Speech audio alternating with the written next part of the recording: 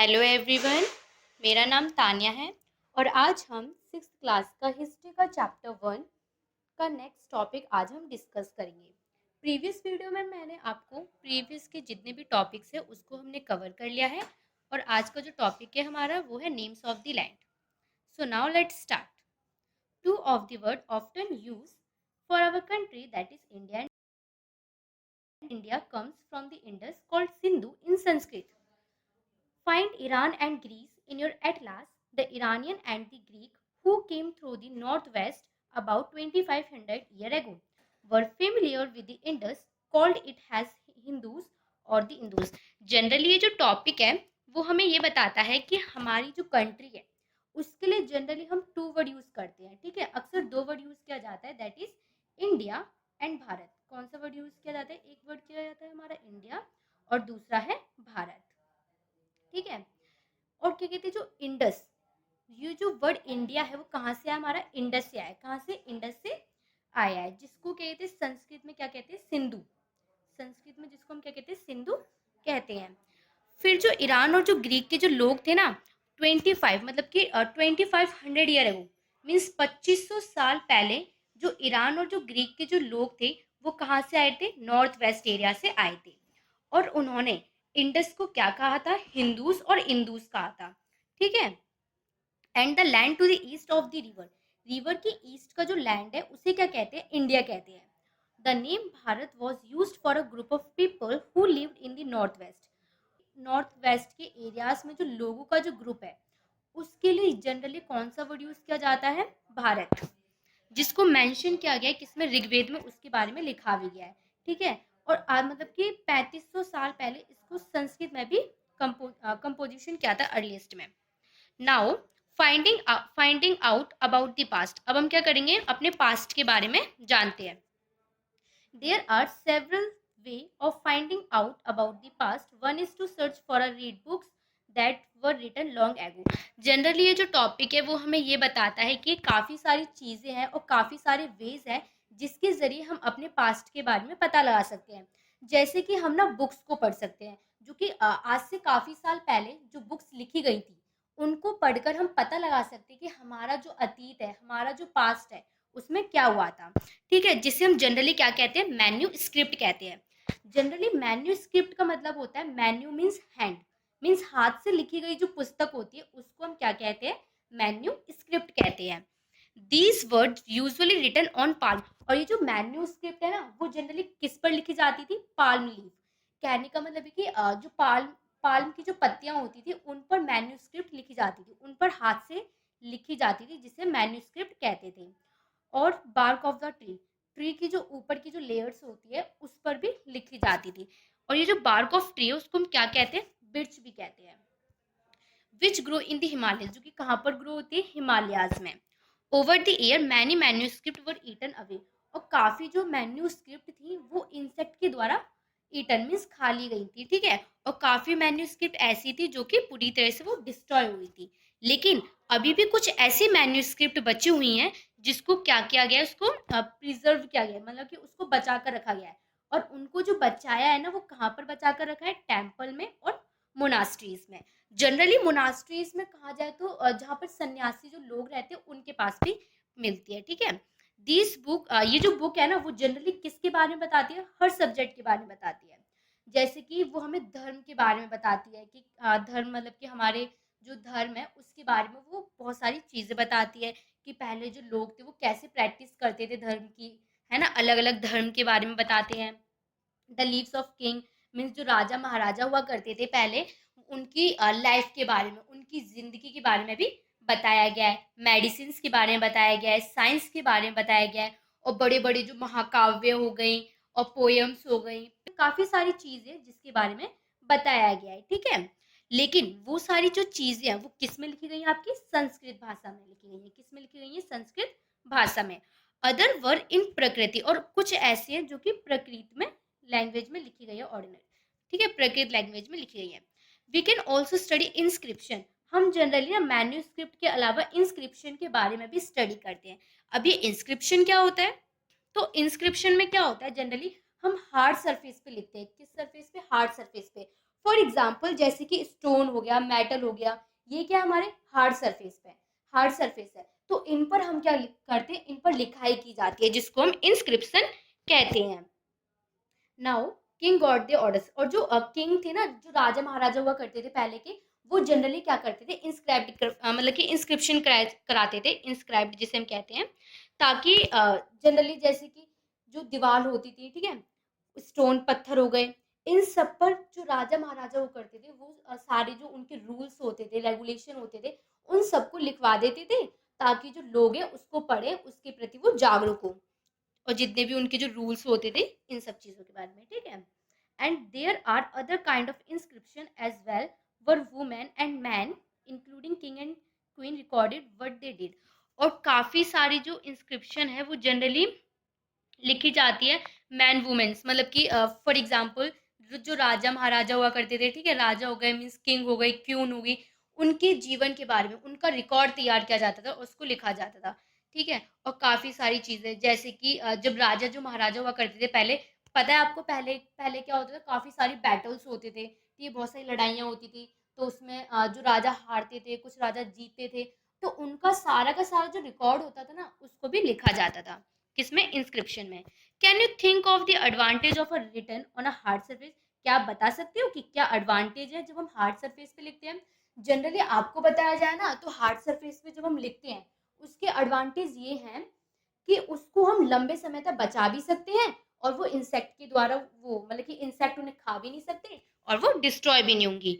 लेकिन अगर हम बात करें मैन्यूस्क्रिप्ट की, तो मैन्यूस्क्रिप्ट में आपने जनरली देखा वो डिस्ट्रॉय हो गए थे, ठीक है, लंबे समय तक उसको नहीं बचा पाए थे। क्यों नहीं बचा पाए थे, क्योंकि वो जो थी उनको जो इंसेक्ट थे उन्होंने खा लिया था, ठीक है।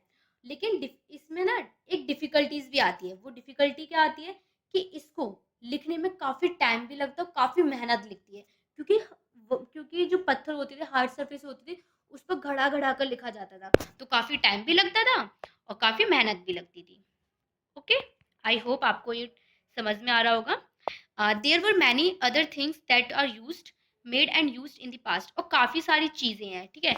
जनरली अब बता रखा है कि आर्कियोलॉजिस्ट किसे कहते हैं। आर्कियोलॉजिस्ट वो व्यक्ति होता है जो पास्ट के बारे में स्टडी करता है, किसके बारे में, who study about the past, जो व्यक्ति पास्ट के बारे में स्टडी करता है उसको हम क्या कहते हैं, आर्कियोलॉजिस्ट कहते हैं।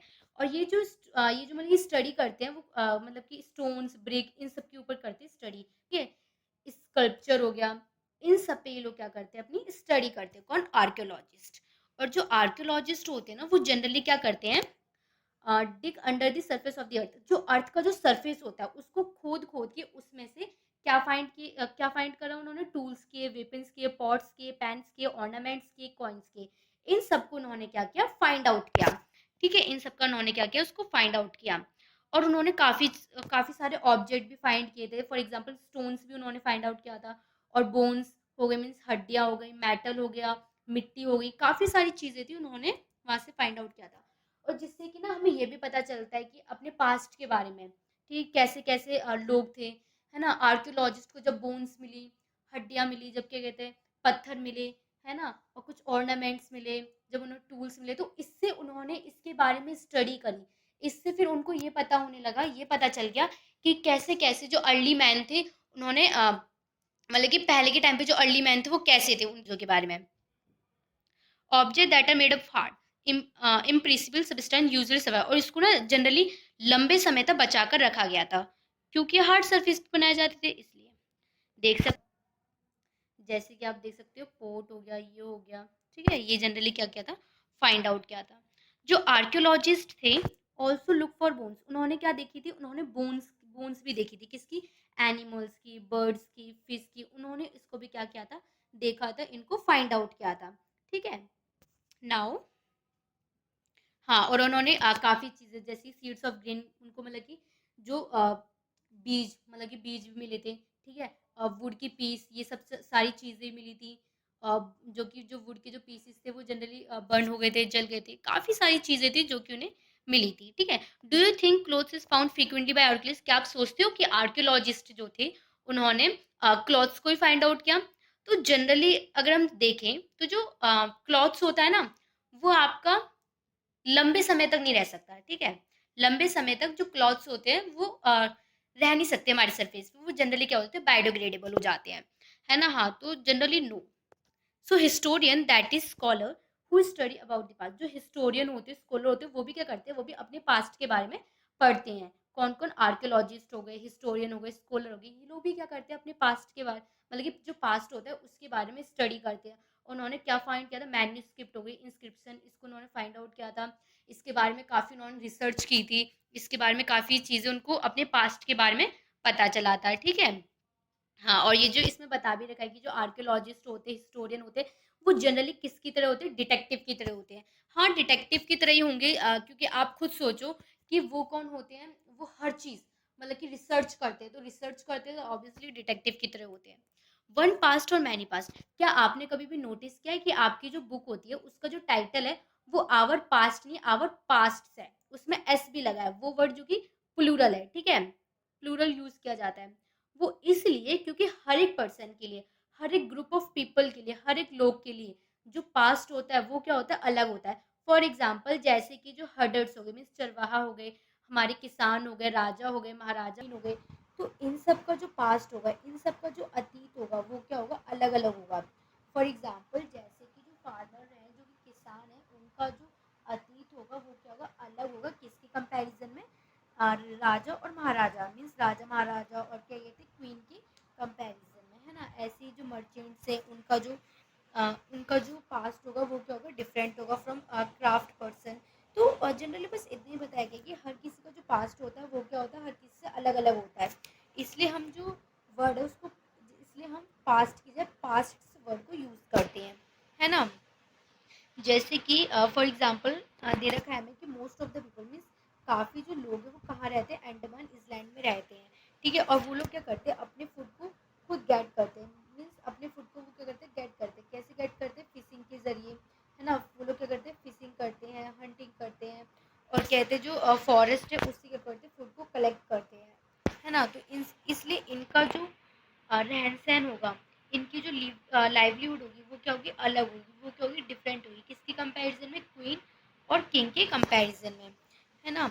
हाँ, फिर जनरली ये हमें बता रखा है कि और इन सब की पास्ट का जो रिकॉर्ड है वो हमारा गिवन है, मीन्स इन सब का जो पास्ट है, फॉर एग्जाम्पल जो किंग है, क्वीन है, इनकी जो पास्ट है, इनका जो रिकॉर्ड है उसको क्या कर रखा है, मेंटेन कर रखा है, इनकी बैटल्स का, इनकी विक्टोरीज का।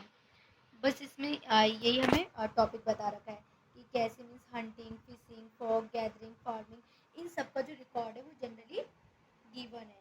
और इन सब का जो रिकॉर्ड मतलब कि इन सब का जो रिकॉर्ड है वो हमने मैन्यूस्क्रिप्ट और इंस्क्रिप्शन में जनरली पढ़ा है ना। तो इन सब के ज़रिए जो आर्कियोलॉजी है उनको काफ़ी मदद मिली थी इन सब के बारे में जानने के लिए। So now what do that means, अब हमारा लास्ट टॉपिक है कि डेट का जनरली मतलब क्या होता है। If somebody ask you the date you will probably, अगर आपसे कोई डेट्स के बारे में पूछता है तो आप जनरली क्या मेंशन करते हो, उसको मंथ हो गया, डे हो गया, ईयर हो गया, इसको मेंशन करते हो, ठीक है। This year are counted from the date, और क्या आपको पता है कि ये जो साल है, ये जो ईयर है, वो क्या होता है, काउंटेड होता है कहाँ से, जीसस के बर्थ से, जब उनका जन्म हुआ था। फॉर एग्जाम्पल आज उनका ये क्या होता है, जीरोज होता है, ठीक है। ये होता है हमारा BC means before before Christ, और ये होता है AD मीन्स एनोन डोमिनेंट, ठीक है। फिर जनरली हमें ये बता रखा है कि जो जीसस थे उनका जो बर्थ हुआ है उसको हम क्या मानते हैं, ज़ीरो मानते हैं, ठीक है। यहाँ जो BC होता है, जो BC होता है ये क्या होता है, AD होता है, उनके जन्म के बाद का, ये उसके जन्म के पहले का, ओके। बस इसमें इतना ही बता रखा है आपको। नाउ अब यहीं पर ही क्या होता है, हमारा जो चैप्टर है वो ख़त्म होता है। बस इस लेटर विथ डेट्स, इसमें जनरली हमें ये बता रखा है कि जो BC होता है उसका मतलब क्या है, before Christ. You will sometimes find AD before dates, this stand for two Latin word anno Domini. AD की फुल फॉर्म क्या है, एनो डोमिनी, जिसका मतलब है कि जिसका मतलब है in the year of the Lord, means जो हमारे जो जीसस क्रिस्ट थे उनका जन्म हुआ था उसके बाद के सालों को, उसके बाद का जो साल होता है उसको हम किस में मेंशन करते हैं, AD में मेंशन करते हैं, okay. So 2005 can be written also, इसलिए जो 2005 है 2000 जो 5 हो उसको हम रिटर्न किसकी फॉर्म में लिखते हैं, AD 2005। और ये बता रखा है कि sometimes C is used instead of AD, कि हम क्या करते हैं, एडी की जगह सी का यूज़ करते हैं। एडी की जगह हम क्या यूज़ करते हैं, सी। और बीसी की जगह हम यूज़ करते हैं बीसी। बीसी ही जनरली होता है before before common era, before common era, okay. और जो सी होता है उसका मतलब होता है common era. We use this term, ये जो टर्म है वो उसको हम जनरली यूज़ करते हैं क्योंकि Christian era is now used in the most countries of the world. मतलब कि आज देखा जाए तो आज की काफ़ी सारी दुनिया में जो क्रिश्चियन एरा, तो ये जो वर्ड है उसको हम क्या करते हैं, जनरली यूज़ करते हैं किस। And in India we begin using this form, और इंडिया मीन्स भारत में ये यूज़ हुआ है किसके फॉर्म में, डेटिंग के फॉर्म में, from about 200 years ago, means 200 साल पहले। And sometimes the latter BP meaning before present are used. Find two dates mentioned on page 3 which set of letter would you see for them। और यहीं पर ये हमारा जो topic है वो ख़त्म होता है। इसमें आपको कुछ लैंग्वेजेस दे रखी हैं जिसको आज तक के जो हमारे जो आर्कियोलॉजिस्ट है और जो हिस्टोरियन है वो अभी तक इस ये जो लैंग्वेज है उसको समझ नहीं पाए हैं। सो यहाँ पर हमारा टॉपिक ख़त्म होता है। आई होप आपको मेरा ये वीडियो काफ़ी हेल्पफुल रहा होगा, काफ़ी पसंद आया होगा। So please like share and subscribe my channel. Thank you.